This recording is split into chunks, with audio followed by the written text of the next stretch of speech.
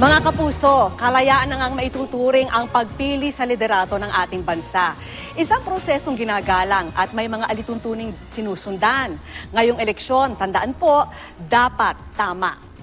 Kung saang presinto kayo nakarehistro, doon lamang kayo boboto. Isang beses lang po pwedeng bumoto. Bawal po ang flying voters. Ang boto ho natin ay kapangyarihan para sa pagbabago. Hindi po ito isang negosyo, kaya huwag pong ipagbili o kaya mamili ng boto. Kung kayo po ay may kapansanan o kaya hindi nakakasulat at nakakabasa, maaring magpasama po sa isang kamag-anak o kaya sa isang mapagkakatiwalaang kasama sa bahay.